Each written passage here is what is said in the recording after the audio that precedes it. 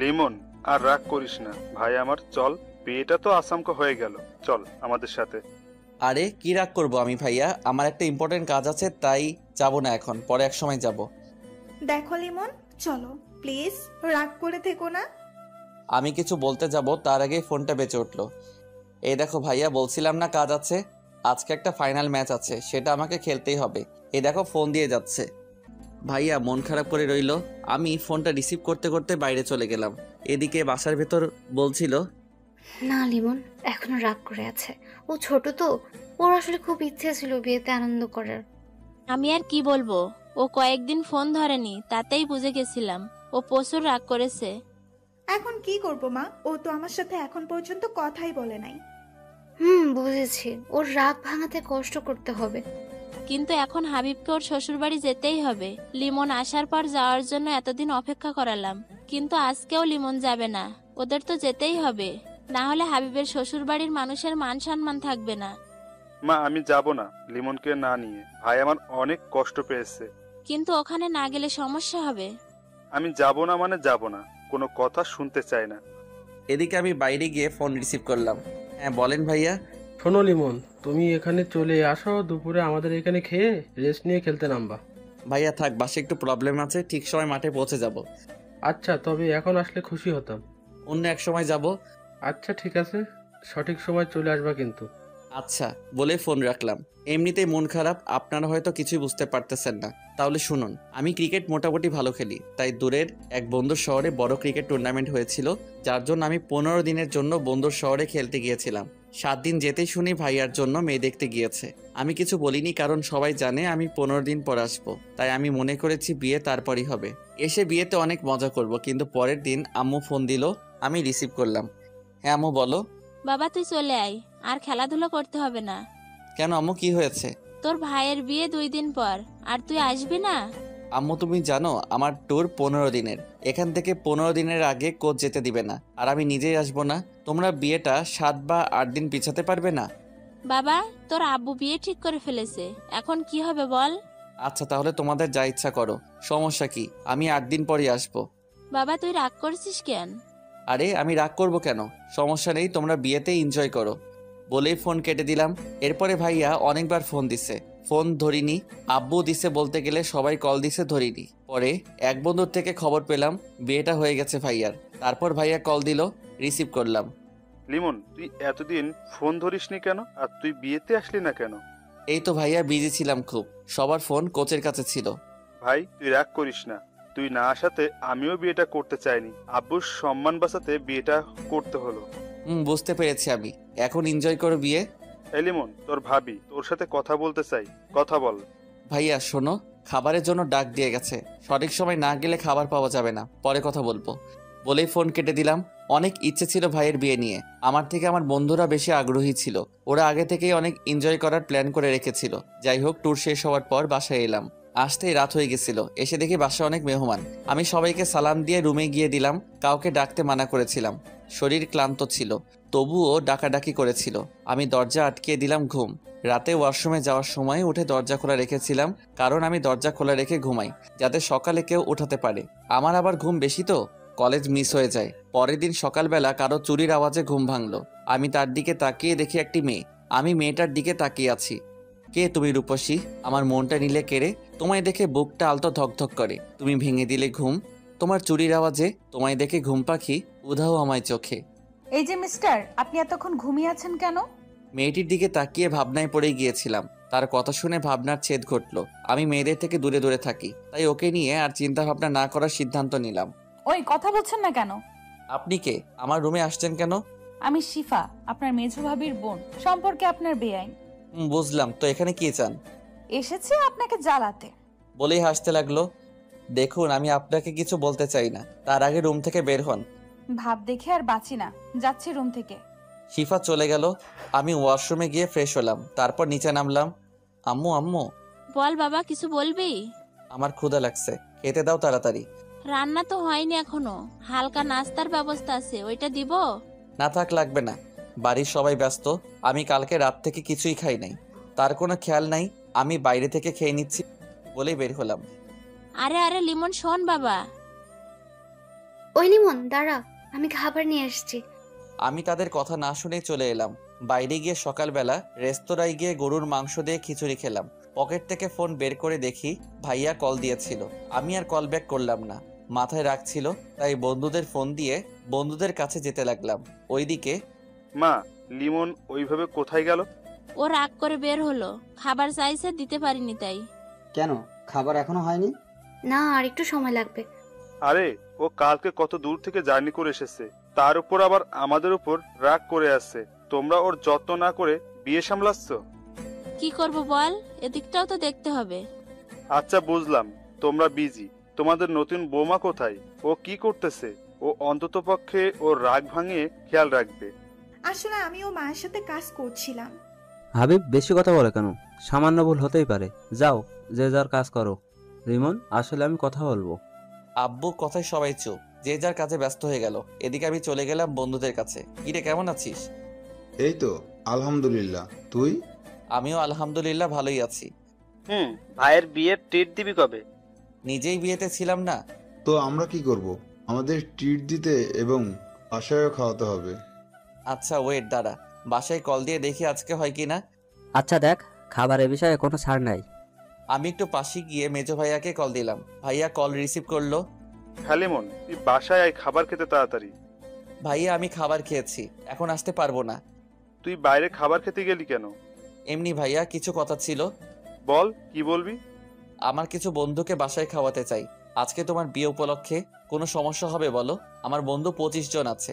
সমস্যা হলে বলো, আমি ওদের বাইরে থেকে খাইয়ে দেই। থাপ্পড় মেরে দাঁত ফালাই দিব। আমি এখনই ব্যবস্থা করতে আসি।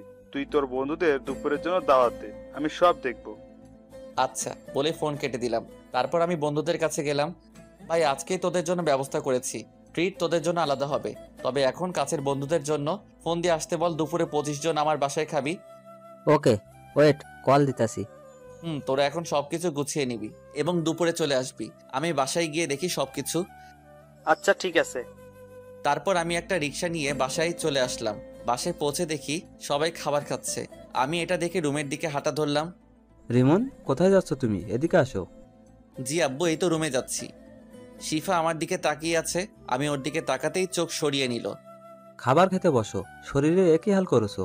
ওখানে গিয়ে কি শুধু খেলাধুলাই করেছো? এই তো আব্বু, শরীর তো ঠিকই আছে। তা তো দেখতেই পাচ্ছি, পড়ালেখা তো চাঁদে উঠিয়ে ফেলেছো। যাই হোক শোনো, হাবিবের বিয়েটা হয়ে গেছে। আমি ভেবেছিলাম তুমি চলে আসবে, কিন্তু তুমি আসতে পারোনি।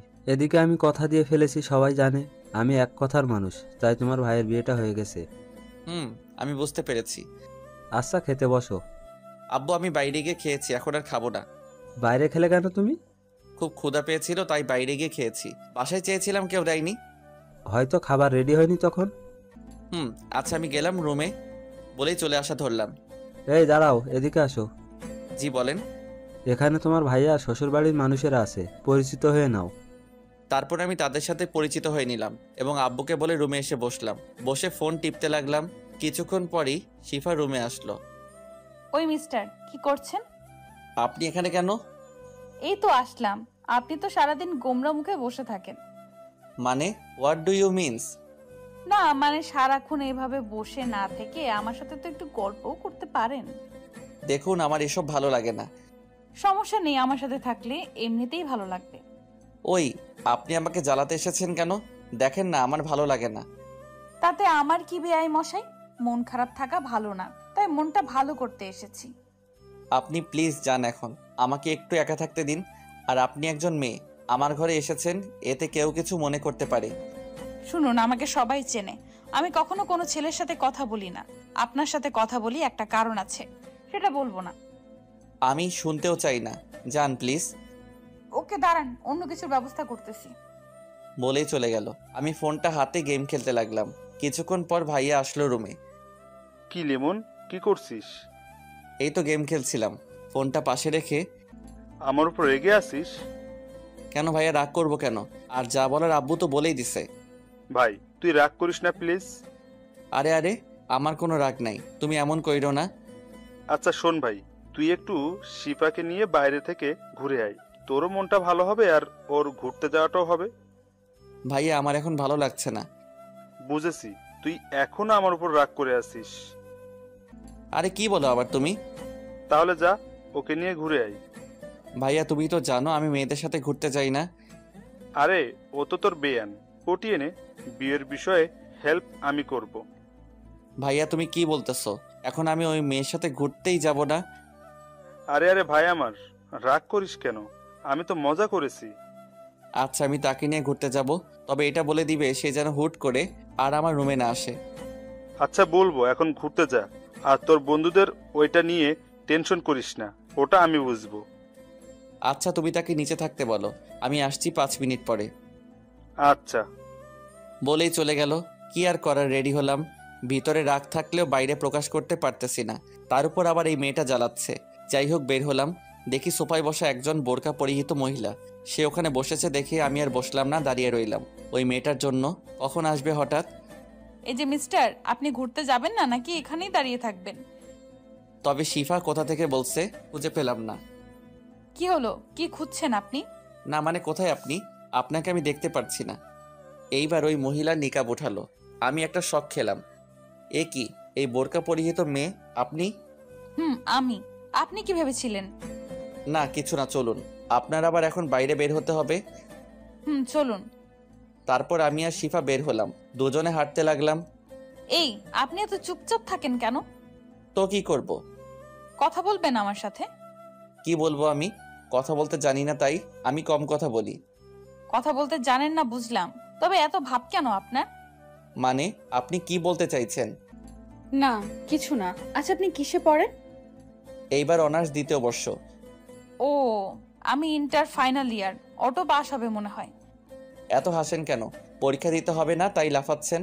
ভালো ভার্সিটিতে চান্স পাওয়ার সৌভাগ্য আপনার হবে না। দরকার কি, এমনিতেও পড়ালেখা ভালো লাগে না। আচ্ছা মাপ চাই আপনার কাছে। চুপ থাকেন, একটু চারপাশে তাকিয়ে দেখুন। কি দেখবো? যাকে নিয়ে দেখার ইচ্ছা সেই ঠিক মতো কথা বলে না। কিছু বলছেন আপনি? না, হাঁটুন আপনি। আচ্ছা চলুন। হঠাৎ দেখি সামনে হারামিগুলো সামনে দাঁড়িয়ে আছে, সবাই রাগী লোক নিয়ে। আরে তোরা এখানে কেন?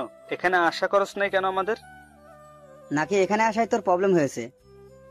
আরে কি বলছিস তোরা? আমার কি প্রবলেম হবে? আর তোরা রাগী লোক নিয়ে তাকিয়ে আছিস কেন? তো কি করবো আমরা, হাসবো নাকি?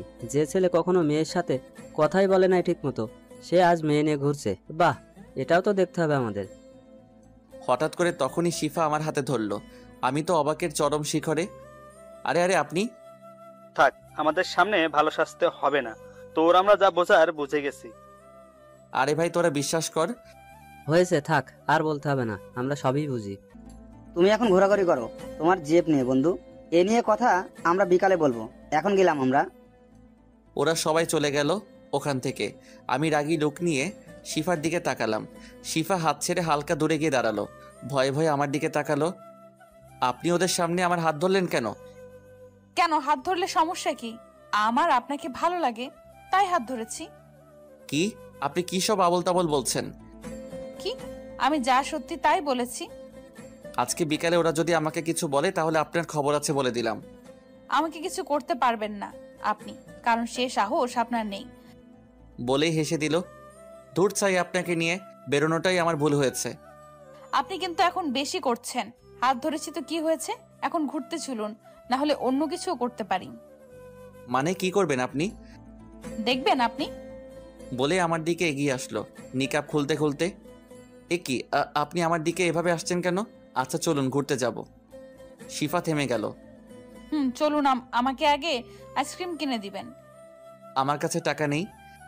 টাকাটা আমি দিতে চেয়েছিলাম, কিন্তু আপনি মিথ্যা বললেন কেন? এখন টাকা আপনাকেই দিতে হবে। আমি টাকা পাবো কোথায়? আসার সময় ভাইয়া টাকা দেয়নি। আপনি তো কিপটে কেন? আপনার কি দুলা ভাইয়ের টাকা লাগে নাকি? অবশ্যই লাগবে, আমি এতটাও বড় হইনি যে ভাইয়ারা টাকা দিলে নিব না। কিপটে একটা। চলুন, টাকা আমিই দিব। আচ্ছা চলুন। বলে একটা দোকানের সামনে গিয়ে দাঁড়ালাম। আমি দোকানে গিয়ে একটা কোন এবং একটা স্পিড ও সিগারেট নিলাম। আমি শিফার কাছে গিয়ে ওকে কোন আইসক্রিম দিলাম আর সিগারেট ও স্পিড লুকিয়ে রাখলাম। ধন্যবাদ আইসক্রিম এনে দেওয়ার জন্য, কিন্তু টাকা তো নিলেন না। থাক, আমি অতটাও কিপটে না, চলুন। তারপর শিফাকে নিয়ে একটা গাছের নিচে গিয়ে বসলাম। আপনি এখানে বসে আইসক্রিমটা খেয়ে নিন, আমি একটু ওই দিক থেকে আসছি। আচ্ছা তাড়াতাড়ি আসবেন। তারপর আমি ওখান থেকে পাশে গিয়ে সিগারেট ধরালাম। সিগারেটটা সম্পূর্ণ শেষ করলাম। এটা মন খারাপ থাকলেই খাওয়া হয় মাঝে মাঝে।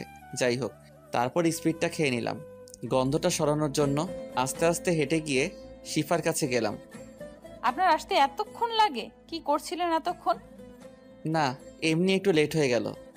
ওয়েট, এতক্ষণ তো এখানে সিগারেটের গন্ধ ছিল না। আপনি আসার পর থেকে আসতেছে, তার মানে আপনি সিগারেট খেয়েছেন। না মানে থাকার বলতে হবে না, আমি আপনার ব্যবস্থা করতেছি। কি করবেন আপনি? কি করব দেখবি তুই। বলেই আমার কাছে এসে আমার কলার ধরলো। তারপর কি আপনি আমার কলার ধরেছেন কেন? চুপ, কোনো কথা বলবি না, আজকে তোর খবর আছে। আমি সিগারেট খেলে আপনার সমস্যা কি? আমার অনেক কিছু, বল। তুই সিগারেট খাবি না আর? আপনি কিন্তু এখন বাড়াবাড়ি করতেছেন। তুই আবার কথা বলতেছিস? ওয়েট, বাসায় গিয়ে আমি সবাইকে বলবো তুই সিগারেট খেয়েছিস। ওর এই কথা শুনে আমার কাজ শেষ। আমি সিগারেট খাই এটা আমার পরিবার জানতে পারলে আমাকে পিচ পিচ করে কেটে মাটিতে পুঁতে রাখবে। কি হলো, কথা বলছিস না কেন? ভয় পেয়েছিস? প্লিজ এমন করবেন না। বাসায় এটা জানলে আমাকে আস্ত রাখবে না। আমার অনুরোধ সূচক কথা শুনে শিফা কিছুটা শান্ত হলো। আচ্ছা ঠিক আছে, বলবো না, তবে আপনাকে আমার কিছু শর্ত মানতে হবে। বলুন, আমি সব মেনে নিব। ওকে শুনুন, আপনাকে সিগারেট খাওয়া ছেড়ে দিতে হবে। এছাড়া আমাকে সব সময় তুমি করে কথা বলতে হবে এবং আমিও তুমি করে বলবো। আপাতত এইটুকুই থাক, কারণ আর তোমার কোনো বাজে অভ্যাস নেই যেটা ছাড়তে বলবো।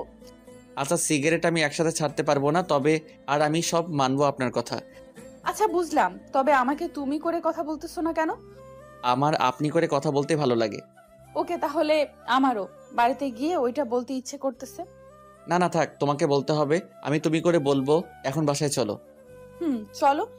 তারপর শিফাকে একটা রিকশায় উঠিয়ে দিয়ে আমি অন্য রিকশায় খুঁজতে লাগলাম। কি তুমি উঠতেছো না কেন? আমি মেয়েদের সাথে রিকশায় উঠি না।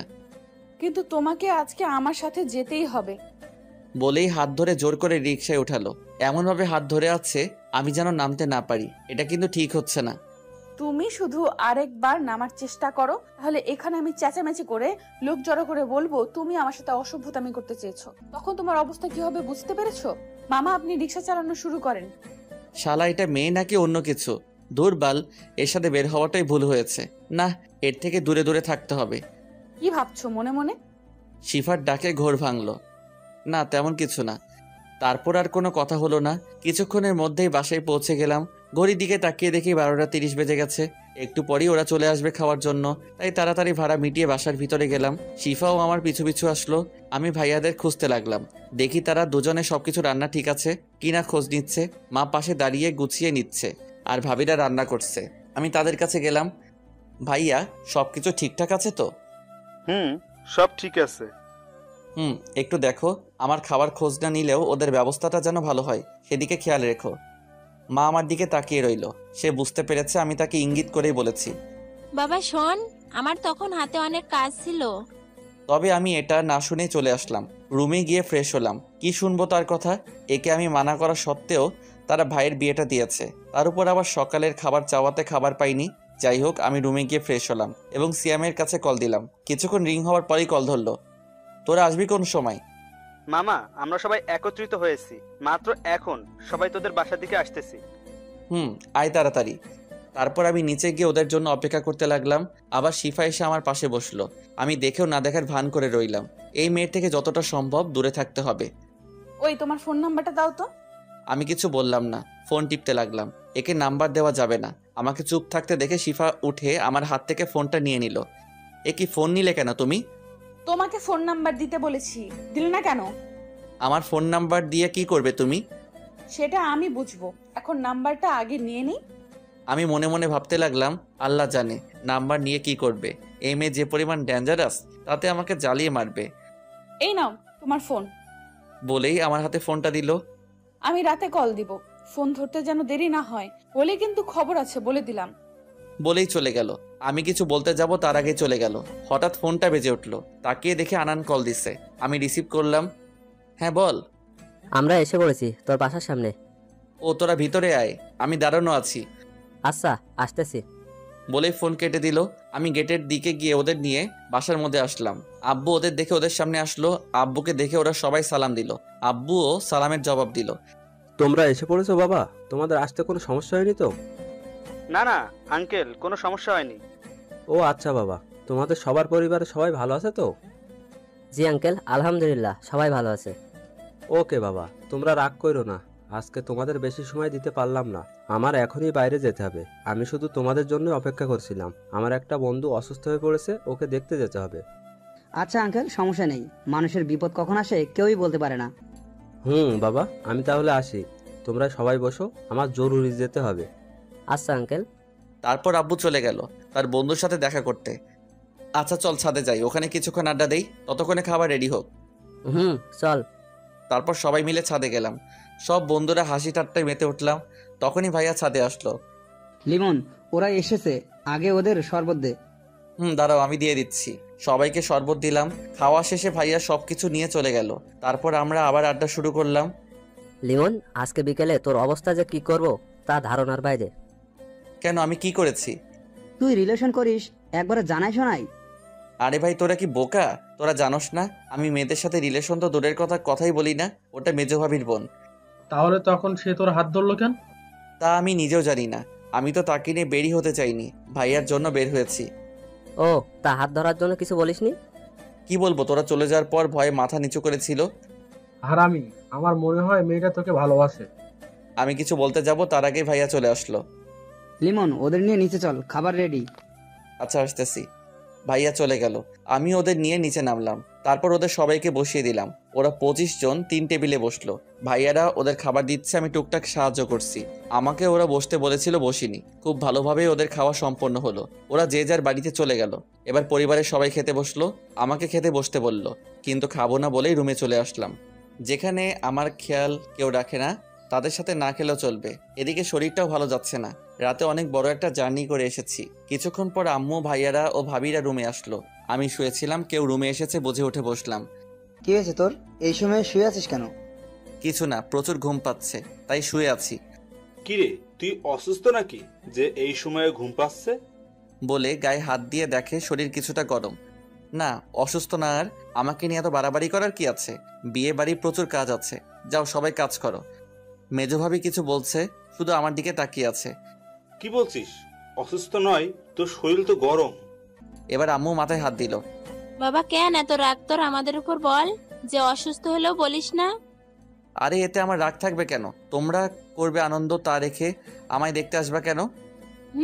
বুঝলাম। তা খাবার খেয়ে আসলে না কেন? খাবার খেতে ভালো লাগছিল না তাই। এরই মধ্যে বড় ভাবি আর মেজো ভাবি রুম থেকে বেরিয়ে গেল। আচ্ছা তাহলে তোমরা এখন যাও, আমি ঘুমাবো।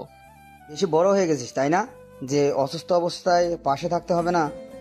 বড় ভাবি আর মেজো ভাবি আবার রুমে আসলো। এবার হাতে খাবার নিয়ে আসলো। ওঠ বাবা, আমি সকালে ভুল করে ফেলেছি, তোর দিকে একটুও খেয়াল রাখতে পারিনি। তোর জন্য আমরা কেউ এখনো খাইনি। ভাইয়া এখন খেতে ইচ্ছে করছে না, তোমরা খেয়ে নাও, আমি পরে খেয়ে নিব। ওঠ, তুই তাড়াতাড়ি খেতে বস। তুই কি চাস আমরা না খেয়ে থাকি? সকালে তুই বাসায় খাসনি দেখে আমরাও খাইনি।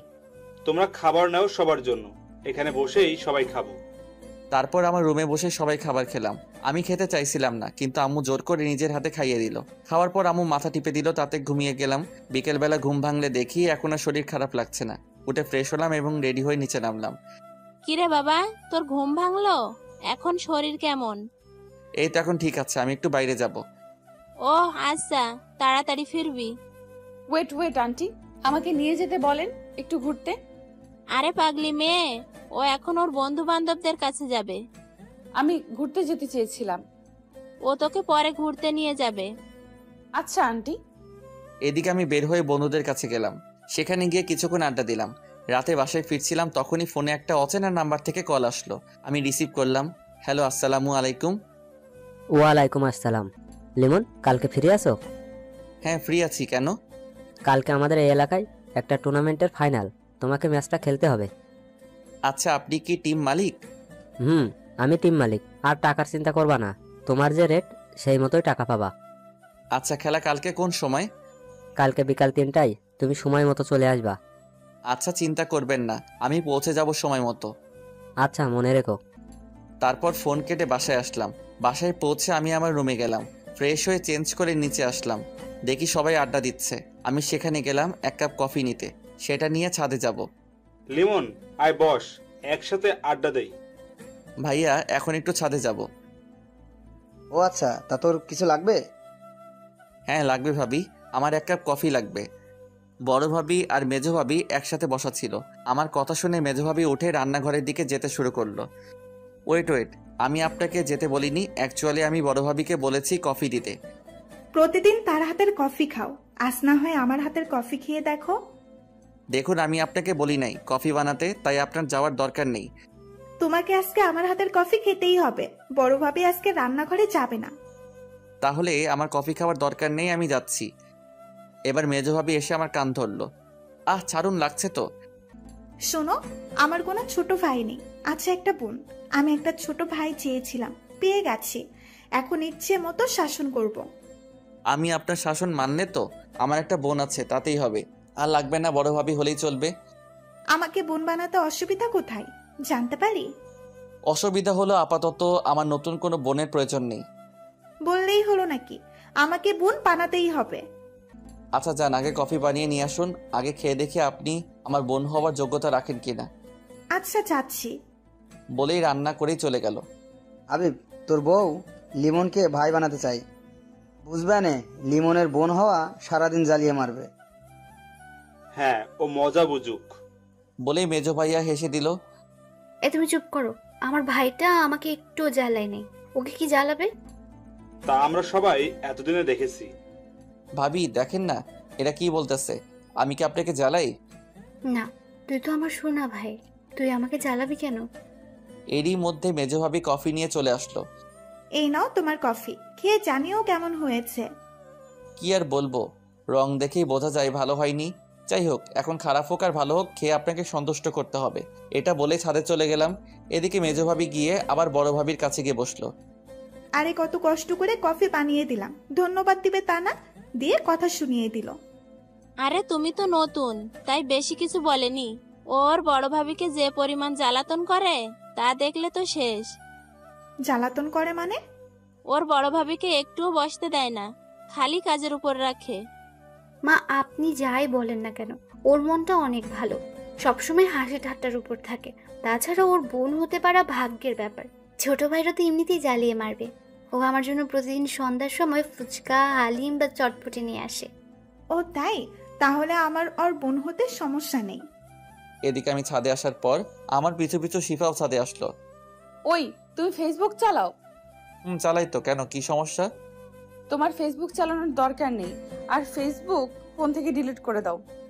কেন ফেসবুক ডিলিট কেন করব? আমি শুনেছি ফেসবুকে অনেক মেয়ে থাকে যারা সুন্দর সুন্দর পিক ছেড়ে ছেলেদের প্রেমের জালে ফাঁসানোর চেষ্টা করে। দেখো, সবাই মেয়ে পাগল না যে দেখলেই প্রেমে পড়ে যাবে। আমার ফেসবুক অনেক কাজে লাগে, তাই ব্যবহার করি। আচ্ছা তুমি চালাও ফেসবুক, সমস্যা নেই। তা আপনি না বললেও চালাবো। এই শুনো, এত অ্যাটিটিউড দেখাবা না, ঠিক আছে? আমি আবার অ্যাটিটিউড কোথায় দেখালাম? আচ্ছা বাদ দাও, কফির কাপটা দাও, কফি খাবো। আমি এটা থেকে খেয়েছি, তুমি নিচ থেকে গিয়ে আনো। আমি এটাই খাবো। আমার এটো খাবার খাবে তুমি? ইস, চুপ, একদম চুপ। আরো অনেক কিছু পারি, দেখবা। কি পারো তুমি?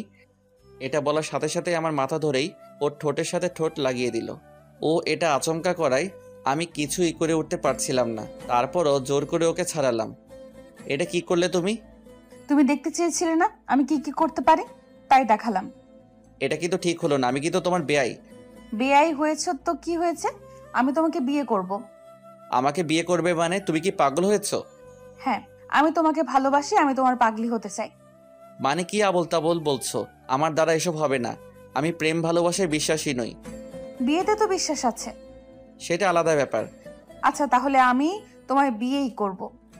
তা দেখা যাবে, এখন যাও তো এখান থেকে। এমনিতেই যে কাজটা করেছো মাথা গরম আছে। আচ্ছা আমি এখন যাচ্ছি, তবে তোমায় আবার জ্বালাতে আসবো। বলেই চলে গেল।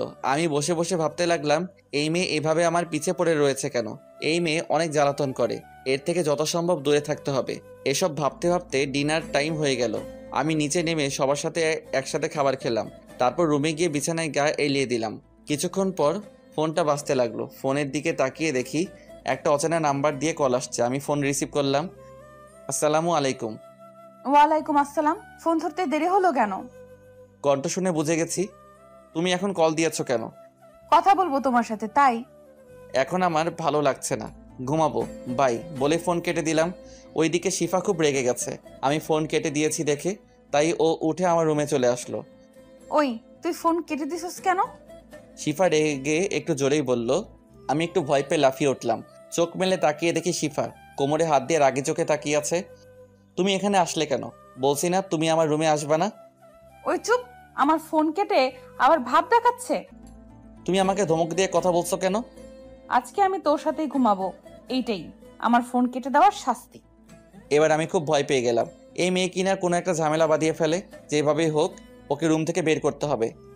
আমার ভুল হয়ে গেছে, আর ফোন কেটে দিব না। আসলে শরীর ক্লান্ত লাগছিল তো, তাই ফোন কেটে দিয়েছি। এই কথাটা শুনে শিফার রাগী মুখটা নিমিষে কোমল হয়ে গেল। কি হয়েছে, তোমার জ্বর আসছে নাকি? বলেই কপালে হাত দিয়ে চেক করলো। আরে না, তেমন কিছু না। আসলে দূর থেকে জার্নি করে আসার জন্য চোখ ঘুমে লেগে যাচ্ছে। ও তাহলে তুমি ঘুমাও, আর ডিস্টার্ব করব না, এখন ঘুমিয়ে নাও শান্তিতে। বলেই চলে গেল শিফা।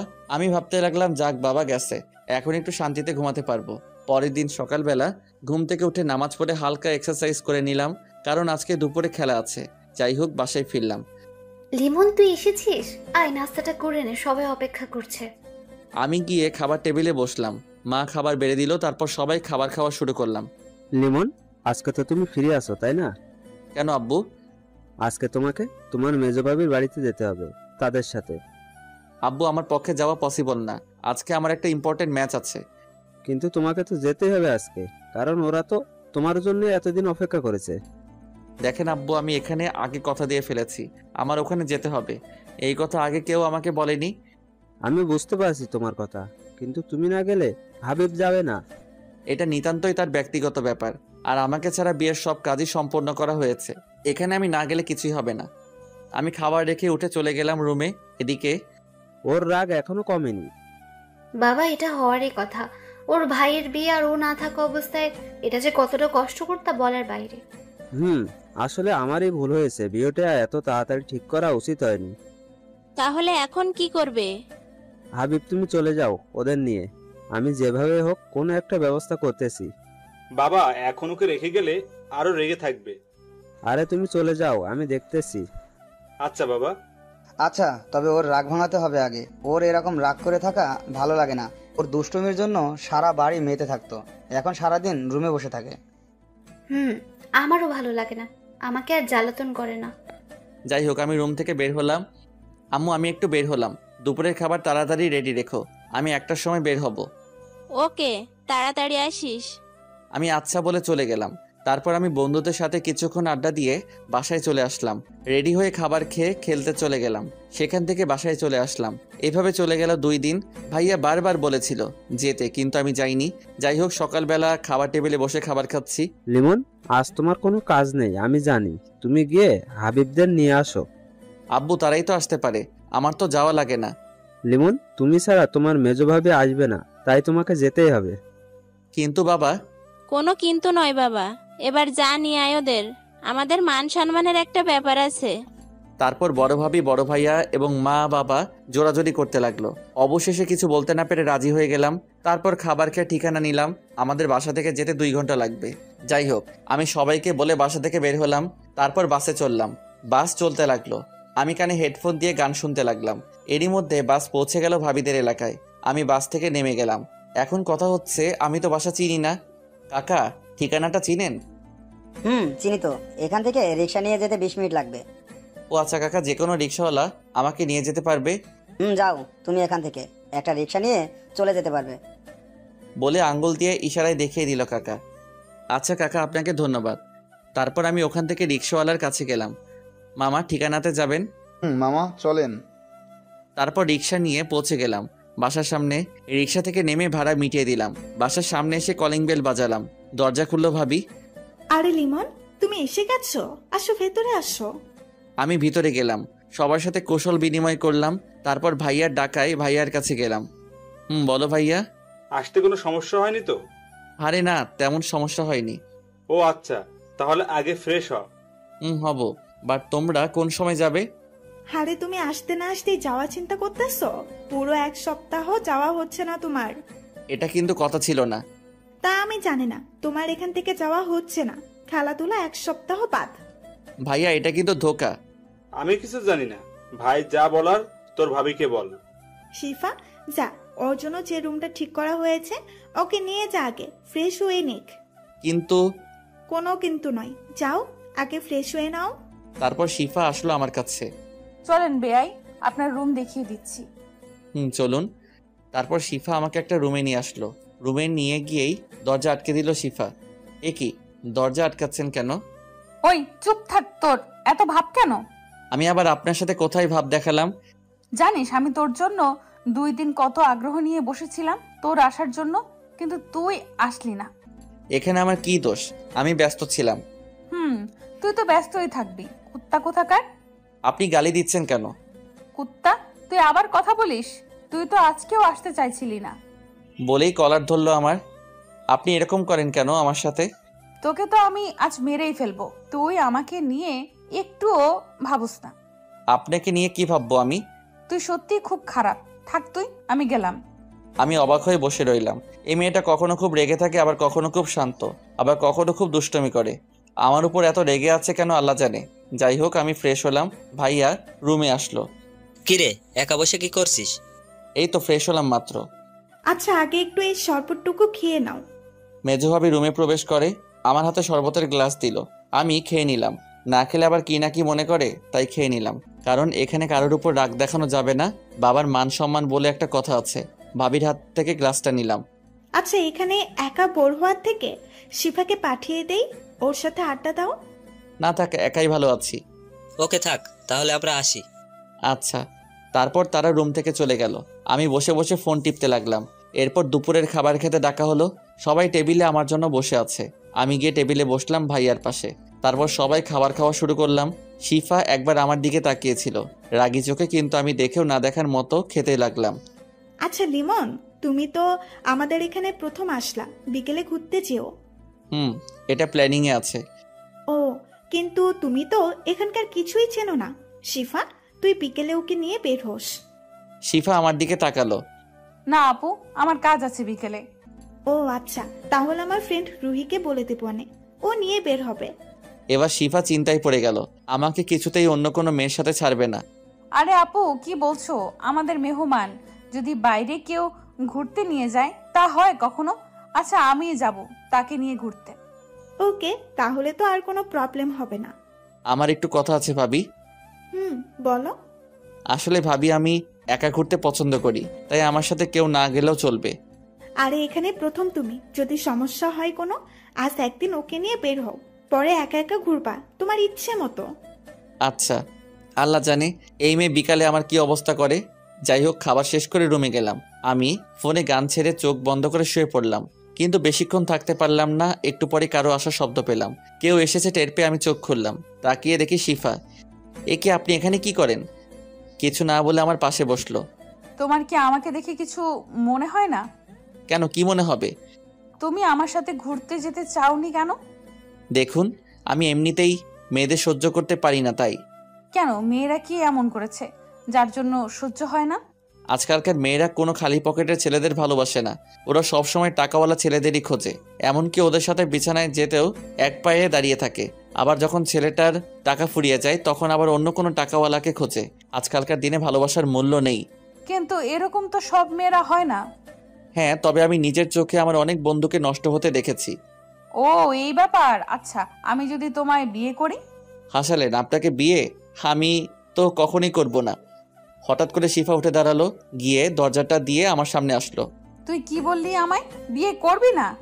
আপনি এরকম করেন কেন? আবার আপনি করে কথা বলছস? আরেকবার তোর মুখ থেকে আপনি শুনলে তোর খবর আছে বলে দিলাম। আমি পারবো না আপনার কথা শুনতে। কি বললি তুই? একেবারে আমার কাছে এসে আপনি এত কাছে, আর কিছু বলতে পারলাম না। তার আগে আমার ঠোঁট দুটো ওর আয়ত্তে নিয়ে নিল। অনেক কষ্টে ছাড়ালাম। কি করছেন কি আপনি? এটা কিন্তু ঠিক না। কোনটা ঠিক আর কোনটা ভুল আমি বুঝবো। এরপর থেকে যতবার আপনি শুনবো ততবারই এটা হবে। আপনি কিন্তু বেশি করছেন। শিফা আবার আমার ঠোঁট দুটো ওর আয়ত্তে নিয়ে নিল। আমি অনেক কষ্টে ছাড়ালাম। আমার কথার বাইরে চললে এটাই তোমার শাস্তি হবে। আচ্ছা, আপনি এমন। আবার আপনি? সরি, তুমি এমন করো কেন? তোমাকে ভালোবাসি বলে বাবু। এসব কি বলছেন? আমি কারো বাবু না। আচ্ছা তোমাকে বাবু বলবো না, তবে জানু বলবো। এসব কিছু না ডাকলেই ভালো হবে। এটা শুনে শিফা আমার দিকে রাগি চোখে তাকালো। আমি তো ভয় শেষ। আচ্ছা তুই জানো রাইকো, প্রবলেম নাই। এই তো আমার জানু, এখন বিশ্রাম নাও, একটু পরে তোমাকে নিয়ে ঘুরতে বের হব। আচ্ছা। তারপর শিফা রুম থেকে বের হলো। আমি গিয়ে দরজা আটকে দিলাম যাতে আর আসতে না পারে। বিছানায় বসে ভাবতে লাগলাম, এই মেয়েকে ভুলেও বিয়ে করা যাবে না। এখনই এই অবস্থা, সামনে আমার লাইফ পুরো শেষ বানিয়ে দিবে। ভাবতে ভাবতে ঘুম দিলাম। দরজা ধাক্কানোর শব্দে ঘুম ভাঙলো। লিমন, দরজা খোলো। আমি উঠে দরজা খুললাম। তুমি তাহলে উঠলে? কতক্ষণ ধরে ডাকছি তোমাকে। ঘুমটা বেশি ছিল। আচ্ছা, আর কি ঘুমাবে? না, আর ঘুম হবে না। আচ্ছা তাহলে তুমি রেডি হও, শিফা তোমাকে নিয়ে ঘুরতে যাবে। আচ্ছা।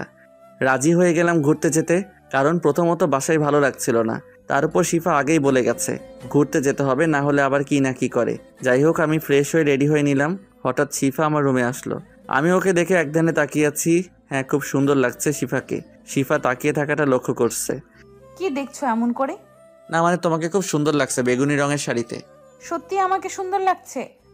কিন্তু তুমি এখন এখানে কেন? যার জন্য সাজলাম তাকে না দেখালে হয়? বাইরে বসে তো দেখতে পারবে না, কারণ বোরকা পরে যাব। আচ্ছা, এখন নিচে যাও, আমি আসতেছি। কিন্তু শিফা দৌড়ে আমার গালে একটা কিস করলো। এটা কি হলো? এটা তোমার উপহার, আজকে তুমি আমাকে সুন্দর বলেছো তার জন্য। তাই বলে? আর কোনো কথা নয়, তুমি নিচে আসো তাড়াতাড়ি। এটা বলেই শিফা চলে গেল। আমি ভাবতে লাগলাম মেয়েটা সত্যি পাগল একটা। যাই হোক, আমি নিচে নামলাম। তারপর শিফার সাথে বের হলাম। রাস্তায় হাঁটছি, দুজন পাশাপাশি চুপচাপ। হঠাৎ করে শিফা বলা শুরু করলো, তুমি এইভাবে এত চুপচাপ থাকো কেমন করে? আমি একটু চারপাশের মনোরম পরিবেশটা দেখতেছি। খুব ভালো তোমাদের এলাকাটা। তা দেখো, বাট আমার সাথে কথা বলতে বলতে দেখো। আমি কি তোমার মতো সারাদিন বকবক করতে পারি নাকি? কি আমি বকবক করি? এত রেগে যাও কেন? আমি বোঝাতে চেয়েছি আমার বেশি কথা বলতে ভালো লাগে না। আচ্ছা তোমার কথা বলতে হবে না, কিন্তু আমার হাত ধরে হাঁটো। বলেই হাত ধরলো শিফা। আমি হাত ছাড়াতে গিয়ে শিফার চোখ রাঙানো দেখে আর কিছু করার সাহস পেলাম না। শিফা হাত ধরে হাঁটতে লাগলো, আমিও হাঁটা শুরু করলাম। সত্যি বলতে মেয়েটাকে ভয় পেলেও ওর হাত ধরে হাঁটতে কেন যেন খুব ভালো লাগছে। আমি কি ওকে ভালোবাসতে শুরু করেছি? না, কিছুই বুঝতে পারছি না। তবে এই মেয়ের সাথে থাকলে আমি সত্যি ওর মায়ায় পড়ে যাব। বলতে গেলে পড়ে গেছি। ওর রাগী চাহনি আমার খুবই ভালো লাগে, যার জন্য শুধুই ওকে রাগাই। হাঁটতে হাঁটতে একটা নিরিবিলি জায়গায় গাছের নিচে গিয়ে থামলাম। অনেক মানুষ আমার দিকে তাকিয়েছিল। অনেক আনইজি ফিল করছিলাম, তবুও মানিয়ে নিতে হয়েছিল। যাই হোক, আমরা দুজনে বসলাম। শিফা আমার হাত ছাড়েনি। এখন হাত ছাড়ো। না, এভাবে ধরে বসে থাকবো। তোমাদের এলাকাটা খুব সুন্দর। কালকে তোমাকে অন্য একটা জায়গায় নিয়ে যাব। আচ্ছা। শিফা এখন আমার মাথা ওর কাঁধের উপর রেখে দিল। এসব কি করতেছো তুমি? তুমি চুপচাপ আমাদের এইখানের মনোরম পরিবেশটা ফিল করো, আর আমি তোমার নিঃশ্বাস শুনবো। কিন্তু তাই বলে এমন করবা তুমি? লোকজন কি বলবে? শোনো, লোকে যা বলার বলুক, আমার যায় আসে না। তুমি বসে থাকো, তুমি একেবারে আনরোম্যান্টিক। এটাই ভালো। আসছে, এটাই ভালো। তোমাকেও আমার মতো রোমান্টিক বানাবো। তা দেখা যাবে।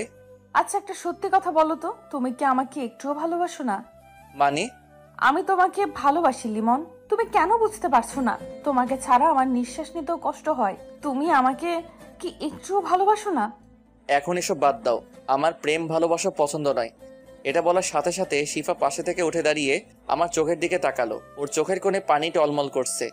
তুমি একটু আমার চোখের দিকে তাকিয়ে বলো তো, এই ভালোবাসা মিথ্যে? দেখো শিফা, তুমি এমন করলে কিন্তু আমি কালই বাসায় চলে যাব। শিফা এবার কান্না করে দিল। চোখ দিয়ে অঝরে পানি পড়ছে। আমাকে তোমার ভালোবাসতে হবে না, তবুও তুমি যেও না। তুমি এখানে থাকলে তোমাকে অন্তত পক্ষে দেখতে তো পাবো কয়েকদিন, আমার তাতেও হবে। এবার শিফার কান্না দেখে আমার মনটা খারাপ হয়ে গেল।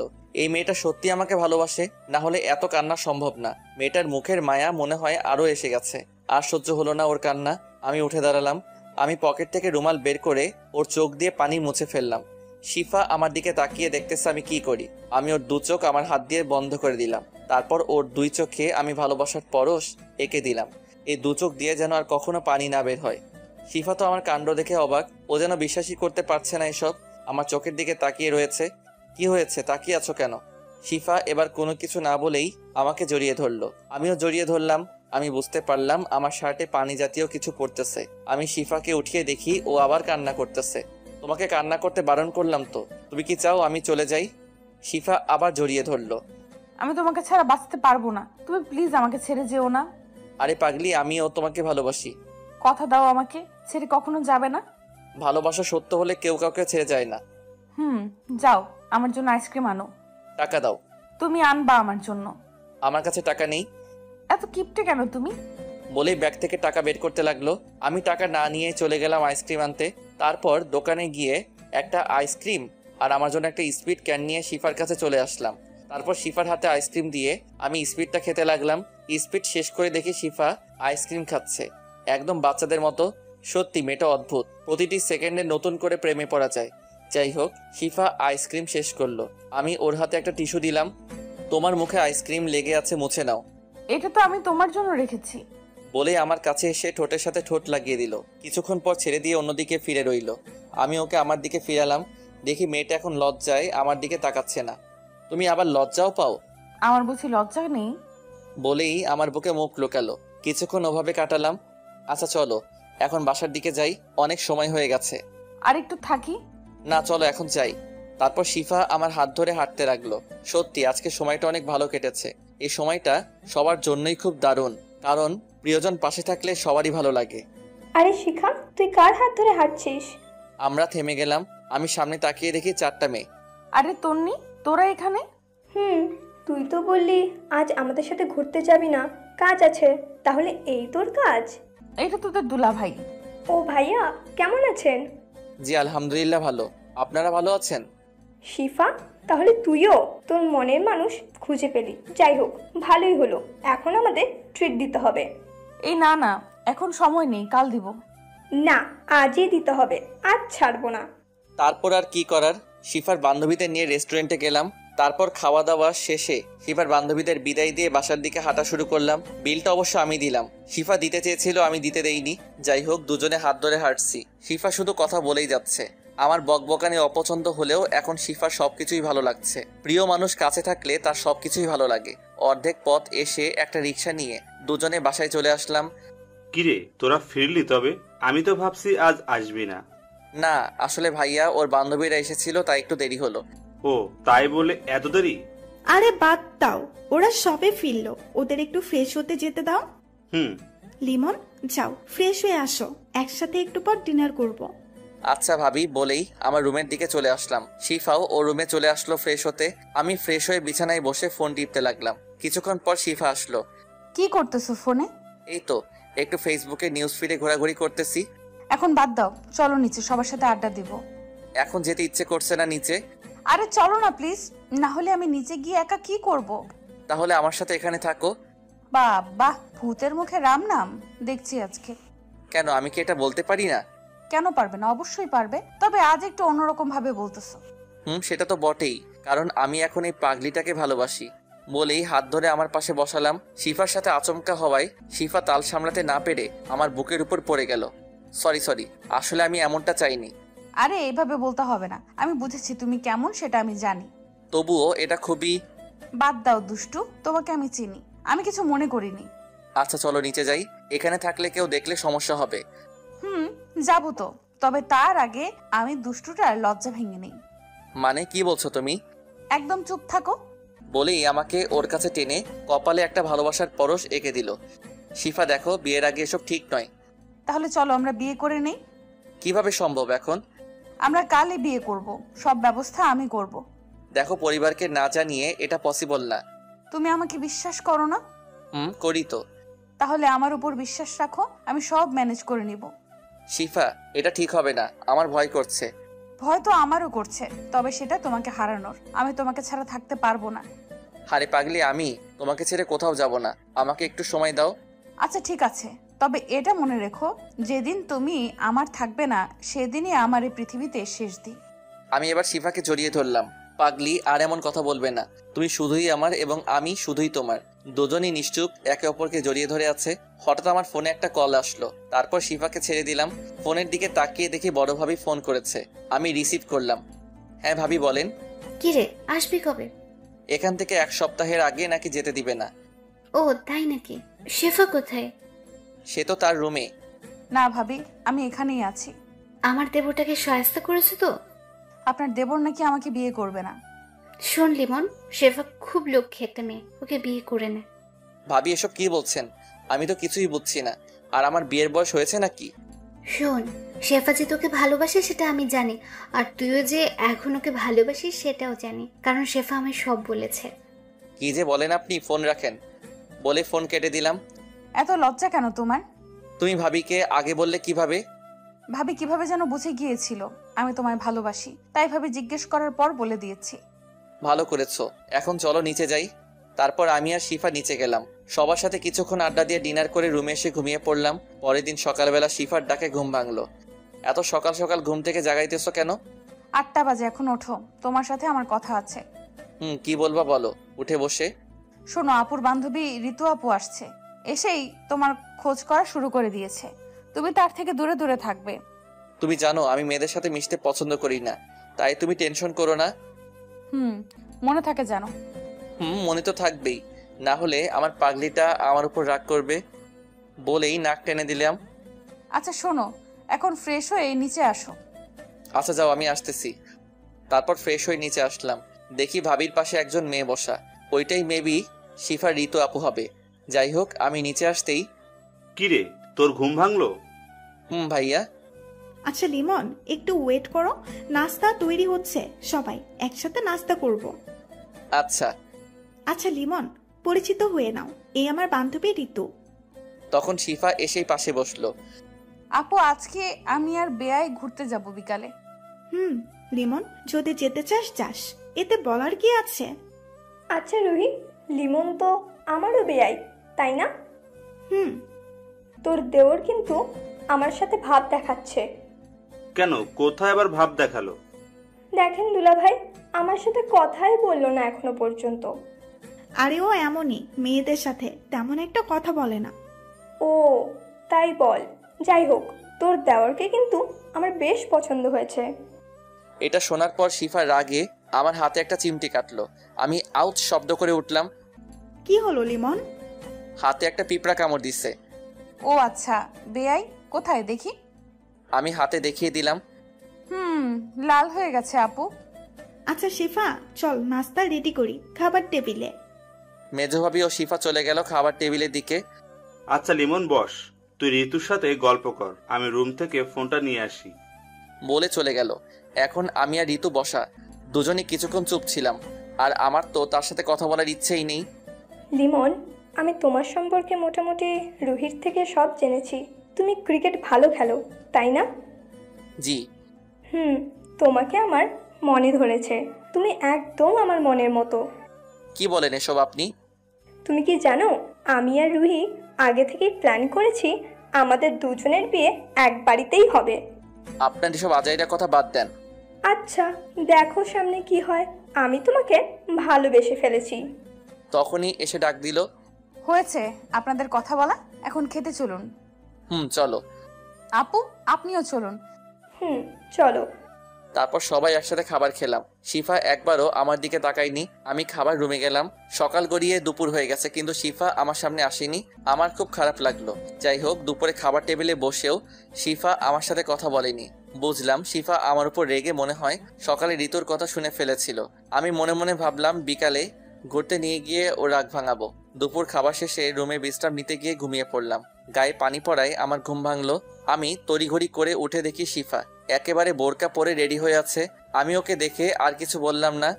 তুমি সবে আসলে, তোমার জন্য অপেক্ষা করতে করতে ঘুমিয়ে গেছিলাম বলে হাত ধরে বসাতে চাইলাম।